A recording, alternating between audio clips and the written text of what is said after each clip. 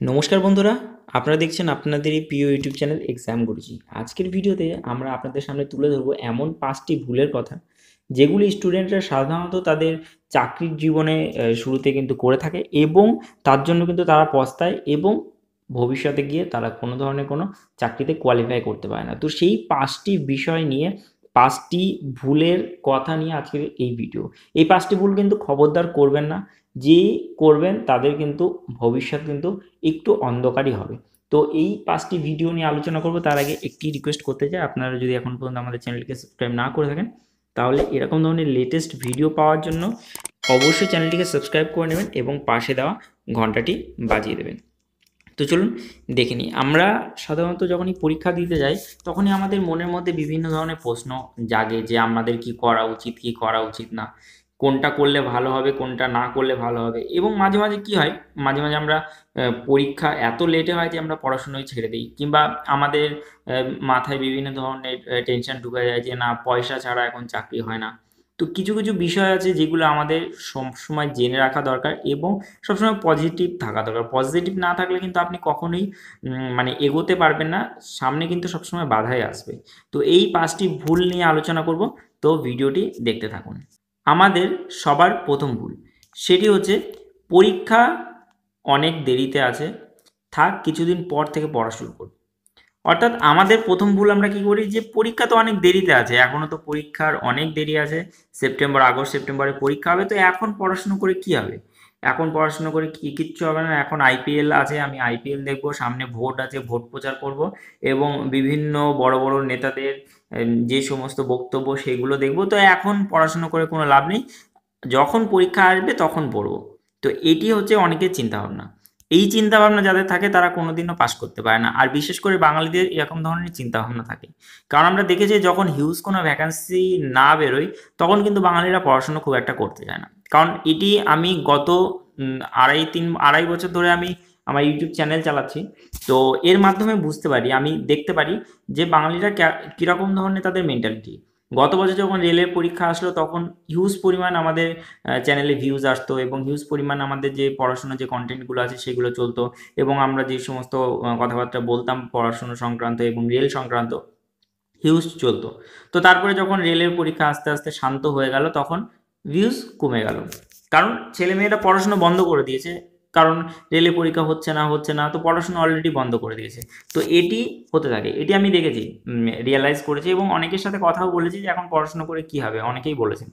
তো তারপরে দেখা গেল আবার যখন ফুড সাপ্লাই এসে ফর্ম বের হলো, তখন একটা হিউজ পরিমাণ রাশ আসলো আমাদের ইউটিউব চ্যানেলে। তো তখন দেখলাম আবার পড়াশোনা আবার একটা হিড়িক, তারপর আবার থেমে গেল।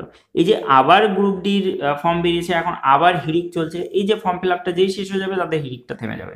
অর্থাৎ ম্যাক্সিমাম মোটামুটি 80% ছেলে মেয়ে কিন্তু ভুলে যাবে যে রেলের গ্রুপ ডি পরীক্ষা আছে, তো তারা আর পড়াশোনা করবে না। বাকি 20% ছেলে মেয়ে পুরো বছর ধরে পড়াশোনা করবে এবং তারা কিন্তু আলটিমেটলি সফল হবে। কারণ লাস্ট টাইমে তো অনেকেই পড়তে পারে, মানে আপনি একটা কথা ভেবে দেখুন যে আপনি 6 মাস ধরে পড়ছেন আর একজন বলছে যে আমি লাস্টে 2 মাস পরে চাকরি বাদ দিয়ে দেবো। এটা কখনো কি সম্ভব? এটা কখনোই কিন্তু সম্ভব নয়। তো আপনাকে কোনো ধরনের কোনো এক্সকিউজ দিলে চলবে না। পরীক্ষা দিতে থাকে থাক, পরীক্ষা লেট হয় হোক, সামনে আইপিএল চলছে চলুক, সামনে ভোট আসছে আসুক, যাই হোক না কেন, আপনার একটি কাজ, সেটি হচ্ছে পড়াশোনা করা, সেটি হচ্ছে পড়াশোনা করা। তো পড়াশোনাটা চালিয়ে যাবেন, কোনো ধরনের কোনো ঢিলেমি দেখাবেন না। এটি হচ্ছে প্রথম ভুল, যেটি ছেলেমেয়েরা করে থাকে। দ্বিতীয় ভুল, দ্বিতীয় ভুল হচ্ছে বিগত বছরের কাট অফ নিয়ে ঘাবড়াবেন না। কারণ বিগত বছরের কাট অফ বিভিন্ন জায়গায় বিভিন্ন নেমেছে। আপনাদের কি মনে হবে যে গত বছর এত কাট অফ নেমেছে, আমি কি করে পারবো? গত বছর কলকাতাতে 80 নর্মালাইজড মার্কসে 80 কাট অফ মার্কস নিয়ে গেছে, তো আমি কলকাতাতে ফর্ম ফিল আপ করলে আমি কি করে পারবো? কিংবা আমি কলকাতাতে যদি চাকরিতে বসি, তাহলে আমি কিভাবে চাকরি পাবো? তো এটি কিন্তু একদমই ভুল ধারণা। কোনো ধরনের কোনো কাট অফ মার্কস নিয়ে ঘাবড়াবেন না। কারণ গত বছর আলাদা ধরনের কোশ্চেন ছিল, গত বছর আলাদা ধরনের ছেলেমেয়েরা পরীক্ষায় বসেছিল। ঠিক সেই ছেলেমেয়েরাই কিন্তু পরীক্ষায় বসছে না যে ছেলেমেয়েরা এই বছর বসছে। কিছু ছেলেমেয়ে পরিবর্তন হচ্ছে, আবার কিছু ছেলেমেয়ে সেই পুরনো বছরে পড়ছে। তো গত বছর কি কাট অফ মার্কস ছিল, সেটির সাথে এই বছরে কোনো ধরনের কোনো তুলনা নেই। অবশ্যই কাট অফ মার্কস হেরফের হয়, আগের বছর যা ছিল এই বছরে যে তার হবে তার কোনো মানে নেই। সেটি একমাত্র উদাহরণ হচ্ছে গুয়াহাটি। গুয়াহাটিতে আগে কিন্তু 100-তে 43-42 কাট অফ মার্কস নামতো, এবার কিন্তু 70-এর উপরে চলে গেছে। কারণ সবাই ভাবতো যে গুয়াহাটিতে কম নামে সবাই গিয়ে গুয়াহাটিতে ফর্ম ফিল আপ করেছে, তো দেখা গেছে যে গুয়াহাটির কাট অফ মার্কস হাই চলে গেছে। তো এটি হচ্ছে বিষয়, গত বছরে কাট অফ মার্কস নিয়ে একদম ঘাবড়াবেন না। গত বছরে যা কাট অফ মার্কস এসেছে জাস্ট আপনি দেখে রাখুন যে গত বছর কেমন কাট অফ মার্কস নেমেছে, আপনার মোটামুটি একটা নর্মালাইজ কত মার্কস পেতে হবে এটি দেখে রাখুন। কিন্তু কোথায় কাট অফ মার্কস বেশি কোথায় কাট অফ মার্কস কম এটি দেখে কোনো লাভ নেই। তো এটি কিন্তু স্টুডেন্টসরা করে থাকে, কারণ আমি সবসময় দেখেছি তাদের বক্তব্য থাকে যে গত বছরের কাট অফ মার্কস কী ছিল, আমি পারবো কি না, হেন তেন অনেক ধরনের কোয়ারি থাকে, তো এগুলো যেন না থাকে। পরবর্তী ভুল সেটি হচ্ছে আমি জেনারেল ক্যাটাগরিতে আছি, কাট অফ অনেক হাই যাবে, চাকরি পাবো কিনা।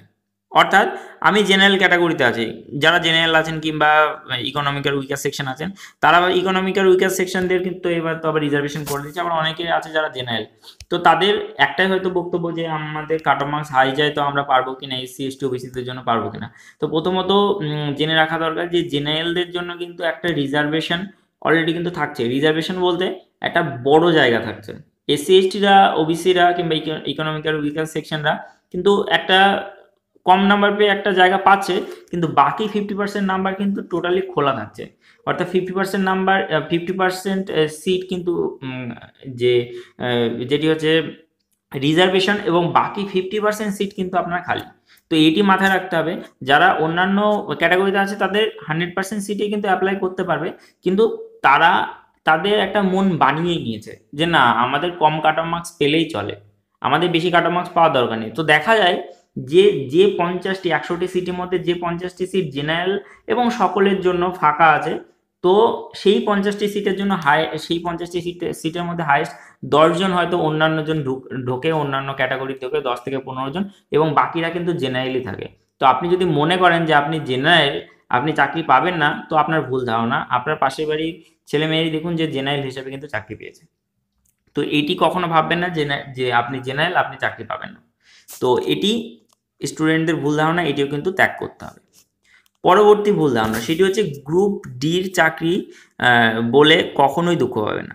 অর্থাৎ আপনি ধরুন গ্রুপ ডির চাকরি করছেন, অনেকে হয়তো অনেক ধরনের খেপাবে যে তুই গ্রুপ ডির ফর্ম ফিল আপ করছিস কিংবা গ্রুপ ডির চাকরি করছিস। এটি আগে হতো, প্রচুর হতো, এখন কমে গেছে।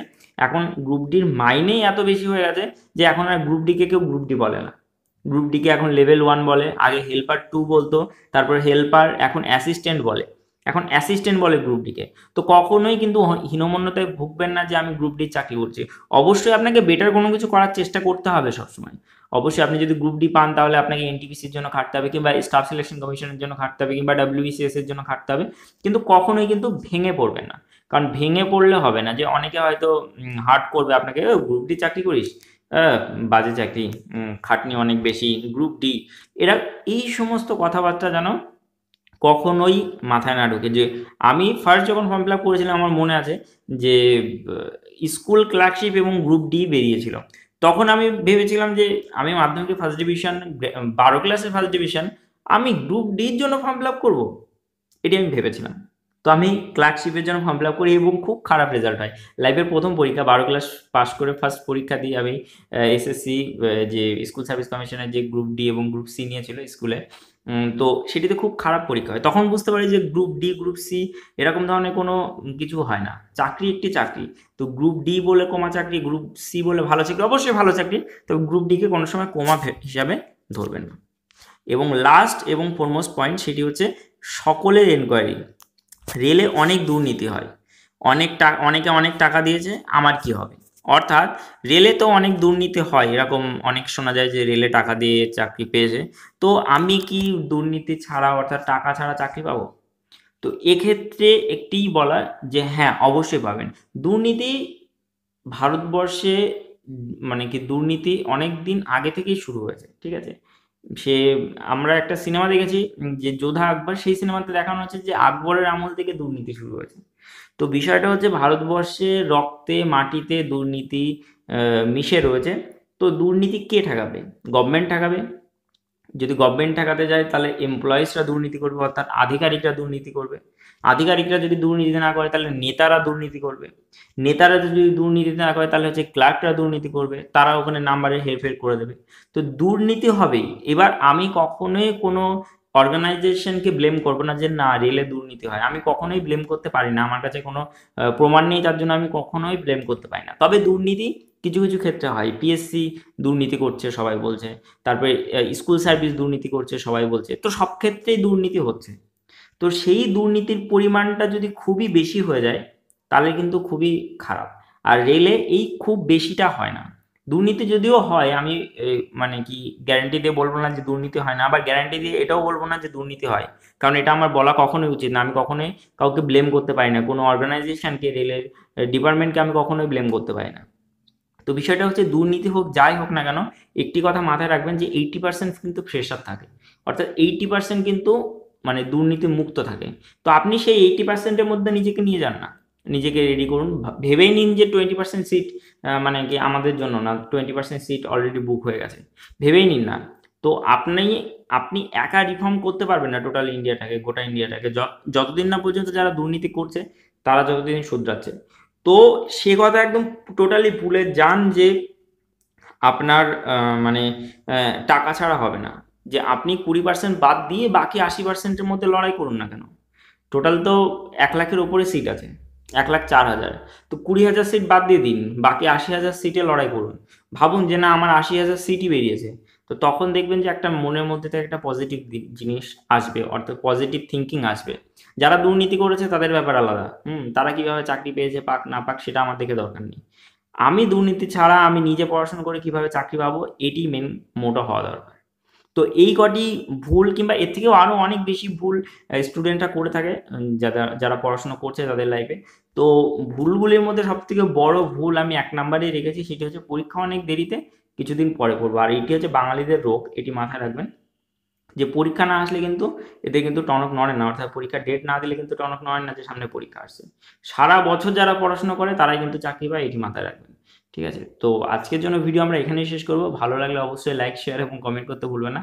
আমাদের চ্যানেলের সাথে যুক্ত থাকবেন, ভালো থাকবেন, সুস্থ থাকবেন, এটি বলবো। আর আমাদের ফেসবুক গ্রুপ, আমাকে আনএকাডেমিতে ফলো করে নিতে ভুলবেন না।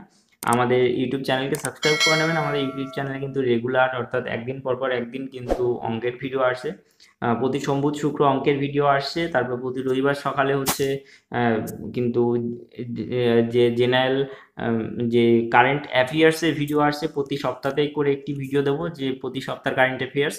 তো গত 3 মাসের যে কারেন্ট অ্যাফেয়ার্সগুলো আছে সেগুলি নিয়ে আমরা কিন্তু আলোচনা করছি অলরেডি কিন্তু জানুয়ারি এবং ফেব্রুয়ারি দেওয়া হয়ে গেছে, এবং মার্চেরটাও দিয়ে দেবো আগামী 2-1 দিনের মধ্যে।